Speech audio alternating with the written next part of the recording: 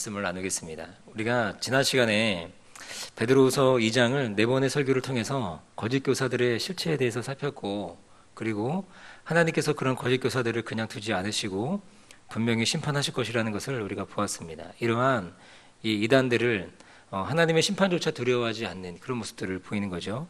그리고 멸망을 향해 나아가는 잡혀먹기로 작정된 짐승과 같은 그런 모습으로 살아가는 것들을 본다는 것입니다. 그러나 근데 진짜 문제가 뭐냐? 진짜 문제는 이들이 자신들만 멸망을 향해 나아가는 것이 아니라 이 땅의 거룩한 성도들을 같이 멸망의 구렁텅이로 끌어들이려고 하는 그런 모습이 있다는 것입니다. 성도들에게 있는 욕망을 자극한다거나 아니면 확신 없는 그런 믿음을 부추겨서 진리의 말씀을 떠나게 하는 그런 모습들이 있다는 것입니다. 이러한 이단들에 대한 경각심을 베드로 사도는 계속해서 말씀을 하고 있는 거죠. 그래서 2장 전체가 1절부터 마지막 22절까지가 이것을 계속해서 사도 베드로가 얘기하고 있는 것을 우리가 보았습니다. 그래서 오늘 이러한 위기 가운데 있는 성도들에게 오늘 베드로 사도가 뭐라고 얘기합니까? 이렇게 말씀합니다. 사랑하는 자들아, 사랑하는 자들아. 저는 이 말씀을 읽는데 이렇게 마음이 따뜻한지 모르겠습니다. 그러니까 사도 베드로의 진짜 그 아비아와 같은 그 마음, 아비아와 같은 그 사랑이 이 한 단어에서 느껴지지 않나 싶습니다. 사랑하는 자들아, 이렇게 말한다는 것입니다. 베드로 사도는 자신이 왜 이 두 번째 편지를 써야만 했는지에 대해서 오늘 말씀해주고 있습니다. 왜 베드로가 이 편지를 썼습니까? 이유가 무엇입니까? 오늘 이 본문에 참 목적이 나와 있다는 거죠. 답은 무엇입니까? 사랑해서라는 것입니다. 사랑 때문이라는 것이죠. 제가 어제 말씀드리지 않았습니까? 그 신천지에 빠진 자녀를 둔 부모 있는데 TV 나오니까 보면 이 부모들은 신천지에 빠진 자녀들을 절대로 포기하지 않더라고요. 사랑하는 자녀를 이단에 그대로 둘 부모가 없다는 것입니다. 부모의 눈물의 기도가 또 부모의 눈물의 헌신이 자녀를 돌아오게 하는 것들을 본다는 것입니다. 오늘 베드로의 모습이 마치 이 부모의 마음과 같은 그런 모습으로 이 편지를 쓰고 있다는 거죠. 사랑하는 자들아, 그러면서 내가 너희를 사랑한다 라고 하는 것입니다. 다른 거 어떤 이유가 우선일 수 없다는 것입니다. 베드로는 흩어져 살고 있는 이 디아스포라된 이 나그네된 자신의 이 동족들 그리고 믿음의 이 동지들을 향해서 그렇게 얘기하는 것입니다. 그래서 이들을 진리의 말씀으로 이끌기 원하는 그런 마음으로 거짓 교사들의 거짓 가르침에서 이들을 구해내기 원하는 심정으로 오늘 편지를 쓰고 있다는 것입니다. 이것이 무엇입니까? 바로 아비의 사랑. 그 마음을 가지고 이 편지를 쓰고 있다는 거죠. 사랑하는 성도 여러분, 여러분들을 향한 그 담임 목사님의 마음이 아마도 이러할 것이라고 좀 생각을 합니다. 목사님께서도 가끔 성도님들에게 편지를 쓰시는 것을 제가 가끔 보거든요. 아마 받아보신 분들도 있을 거라고 생각합니다. 저도 목사님께 옆에서 제가 바로 보니까 배우거든요. 그래서 몇 번 청년들에게 편지를 쓴 적이 있습니다. 제가 그 손으로 글씨 쓰는 걸 정말 싫어하거든요. 제 글씨를 가끔 저도 못 알아볼 때가 있기 때문에 그래서 제가 글씨 이렇게 손글씨 쓰는 거 되게 싫어하고 어려워하고 힘들어합니다. 제가 가끔 그 우리 집사님에게도 이렇게 글씨 쓸 때 잘못 써가지고 이렇게 집사님이 이렇게 좀 이게 무슨 글씨인가 좀 못 알아볼 때도 있고 그러거든요. 근데 제가 편지를 이렇게 쓰면서 목회자의 사랑을 받고 산다는 것 이것이 참 행복한 일이다라는 것들을 느낀다는 겁니다.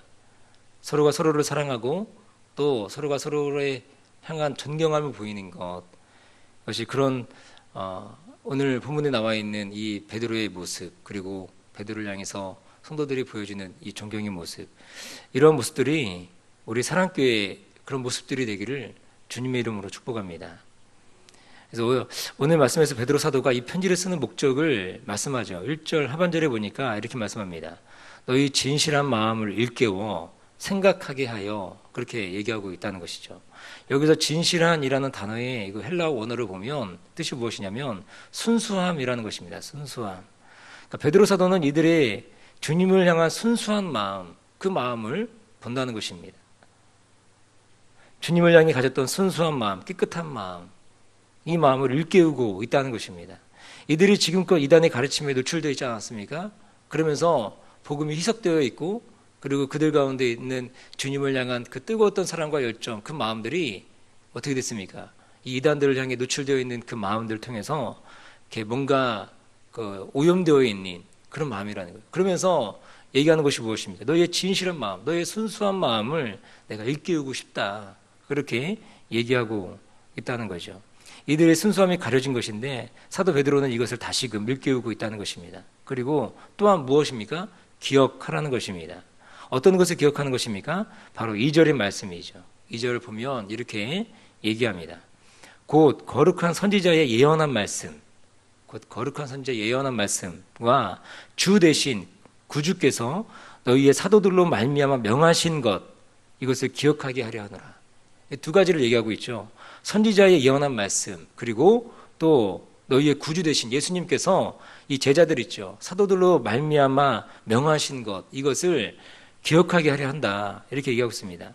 하나님의 말씀을 기억하라는 것입니다. 구약을 통하여 이들에게 주신 영원히 변하지 않는 그 말씀을 기억하라는 것입니다.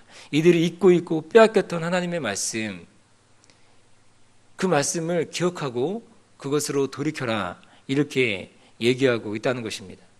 또한 무엇을 말씀하고 있습니까? 예수님께서 사도들을 통해 주신 말씀을 기억하라는 것입니다. 이때는 제가 좀 말씀드렸죠. 적어도 복음서가 2권 정도는 쓰여질 당시입니다. 그리고 그것이 회람되고 읽혔던 그 당시가 언제냐? 바로 이때거든요. 그리고 바울서신이 또 많이 쓰여질 당시입니다. 바울서신이 쓰여져가지고 바울서신이 또 돌아다니고 있는 흩어져 있는 그 디아스포라 유대인들에게 돌아다니고 있는 그리스도인들이 돌아다니고 있는 그때 아닙니까? 이것이 바로 뭡니까? 사도들을 통하여 주신 말씀이라는 거예요. 사도들을 통하여 주신 말씀. 이들은 예수님을 직접 보거나 예수님의 말씀을 직접 듣지 못했을 것입니다. 이들이 예수님에 대해 알아가는 방법은 한 가지였죠. 무엇입니까? 바로 사도들의 증언에 의지하는 것이었습니다. 그러니까 사도들이 증언에 의지하는 것, 그리고 사도들이 썼던 그런 편지들, 그런 복음들, 쪽복음들, 이런 것들을 의지하는 것이라는 것입니다. 그리고 또 한 가지 무엇입니까? 바로 사도 바울 편지에 많은 영향을 받았다는 것입니다. 그래서 오늘 본문에 16절, 3장 16절을 보면 베드로 사도가 누구를 언급하느냐? 바울을 언급하고 있습니다. 바울을 언급하면서 바울에 대한 이런 것들, 모든 것들을 다시금 너희가 기억해라. 이것을 얘기해주고 있다는 것입니다. 그러니까 말 같지 않은 이단 사설의 마음을 빼앗기지 말고 너에게 주신 선지자들로 주시는 예언한 말씀, 그 구약의 모든 말씀을 기억하고, 그리고 사도들과 또 그리고 사도 바울 통해서 주신 너희들에게 준 그 편지, 그런 것들을 다 기억해라. 그렇게 얘기하고 있다는 것입니다. 거짓 교사들이 당시 성도들에게 하는 가르침이 무엇이었습니까? 기독교 정통교리를 부정하는 것이었습니다. 그리고 조롱하는 것이었습니다. 3절에 보니까 이렇게 말씀하죠. 먼저 이것을 알지니 말세에 기롱하는 자들이 와서 자기의 정욕을 쫓아 행하며 기롱하여, 이렇게 말씀합니다. 이들이 조롱하는 내용은 참으로 어처구니가 없는 거죠. 바로 말세의 심판을 부인하는 것, 이것입니다. 예수님이 이 땅에 다시 오실 때 재림의 때에 어떤 일이 있습니까? 분명한 심판이 있죠. 그런데 이들은 어떻게 말하냐면 4절에 이렇게 말합니다. 가로되 주의 강림하신다는 약속이 어디 있느뇨? 조상들이 잔 후로부터 만물이 처음 창조할 때와 같이 그냥 있다. 이렇게 얘기하는 거예요. 이게 어떤 겁니까? 심판이 없다. 그렇게 얘기하는 것입니다. 재림도 없다. 이것입니다. 그러니 마음대로 살아라. 죄 짓고 살아라. 너희들의 마음에 원하는 대로 살아라. 그렇게 얘기한다는 것입니다. 이들은 일부러 하나님의 심판을 감추고 있다는 것입니다. 거짓을 말하는 것이죠. 5절에 보니까 이렇게 말씀합니다. 불어 잊으려 함이로다. 그러니까 일부러 잊으려 하는데 이 잊는다는 것의 헬라어가 뭐냐면 감추다 뜻이에요. 감추다. 그러니까 일부러 이 심판을 감추고 있는, 심판이 없다라고 얘기하고 있는 이 선지자들의 이 거짓 메시지, 거짓 내용에 사도 베드로가 이것에 대한 분명한 경각심을 주고 있다는 것입니다. 이들에 대한 악함을 분명히 보여주고 있다는 것이죠. 그런데 여러분, 심판이 진짜 없습니까? 아닙니다. 예전에도 하나님의 심판이 있었습니다. 그래서 베드로가 이겼잖아요. 옛적에 있었던 심판, 그렇죠? 그것을 얘기하지 않았습니까? 세 가지에 대해서, 심판에 대해서 얘기했던 것을 우리가 기억합니다. 바로 천사들에 대한 심판이었고, 또 노아의 심판이었고, 그리고 또 무엇이었습니까? 소돔과 고모라의 심판을 언급했습니다. 마지막 때에 하나님이 진노하신다. 심판이 분명히 있다. 그에 대한 예증을 들었던 것 3가지를 우리가 살펴봤습니다. 오늘 본문도 보면 6절에 이렇게 말씀되어 있습니다. 똑같이 동일하게 얘기합니다. 이로 말미암아 그때의 세상은 물에 넘침으로 멸망하였으되 어떤 걸 얘기하고 있는 거예요? 이게 노아의 심판을 얘기하고 있다는 거죠. 하나님의 심판이 분명히 있다는 것입니다. 그러므로 거짓 교사들의 거짓 가르침에 속아 넘어가면 안 된다는 것입니다. 지금 당장 심판이 없다고 하나님의 심판이 없는 것이 아니라는 거죠. 7절은 이 부분에 대해서 너무나 분명하게 말씀하고 있습니다. 7절이 뭐라고 얘기하느냐 이렇게 말합니다. 이제 하늘과 땅은 그 동일한 말씀으로 불사르기 위하여 간수하신 바 되어 경건치 아니한 사람들의 심판과 멸망의 날까지 보존하여 두신 것이다. 이렇게 얘기하는 거죠. 이게 뭡니까? 멸망의 날 때가 될 때 하나님의 진노의 잔이 이들의 머리에 쏟아질 것이다. 이것입니다. 그래서 10절은 이렇게 말합니다. 그러나 주의 날이 도적같이 오리니 그 날에는 하늘이 큰 소리로 떠나가고 체질이 뜨거운 불에 풀어지고 땅과 그 중에 있는 모든 일이 드러날 것이다. 그렇게 얘기하는 겁니다. 하나님의 심판을 잠시 유보하신 것이죠. 잠시 유보한 것입니다. 분명한 심판이 있을 것이라는 것입니다. 그러니 더욱 깨어서 말씀을 기억하고 말씀을 사모하고 경건한 삶을 살라라는 것입니다. 이것이 바로 베드로 사도가 진짜 하고 싶었던 메시지라는 것입니다. 이 편지의 참 목적인 것입니다. 하나님의 심판이 없는 것이 아니다. 이단들이 얘기하고 있는 심판이 없으니 너희들 먹고 마시고 즐기고 죄짓고 너희들이 원하는 바 마음에 원하는 바 그대로 살아가라. 그렇게 얘기하는 그 거짓 메시지가 그건 다 거짓이라는 것입니다. 그러면서 얘기하는 것이 무엇입니까? 경건한 삶을 살아라. 오늘 8절 이하를 보면 이걸 얘기하고 있다는 거예요. 경건한 삶을 살아라. 주의 말씀을 기다려라. 하나님의 심판이 분명히 있다. 잠시 유보된 것뿐이지 하나님의 심판은 분명히 있다라는 거예요. 그러면서 이제 불심판이 있을 것이다. 이거는 하나님 이제 물론 더 이상 심판하지 않으시죠. 이제 불로서 심판하는 때가 온다. 이것을 얘기하고 있다는 것입니다. 사랑하는 성도 여러분, 우리의 인생은 종말을 향해 가고 있습니다. 예수님의 재림은 반드시 있습니다. 그때는 심판인 거죠. 그것을 볼 자도 있을 것이고 아니면 그 전에 개인의 종말을 우리가 맞이할 것입니다. 이때 우리에게 필요한 것이 무엇입니까? 하나님의 심판이 있을 때까지 하나님의 말씀을 기억하는 것입니다. 어떻게 해요? 순수한 마음을 일깨우는 거예요. 우리 가운데 하나님 주신 첫사랑, 그 첫 마음, 그 하나님 놀라운 사랑, 그것을 기억하라는 것입니다. 순수한 마음을 일깨우는 것입니다.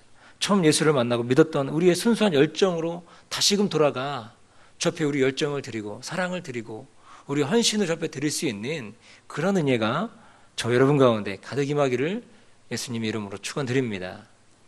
기도하겠습니다. 참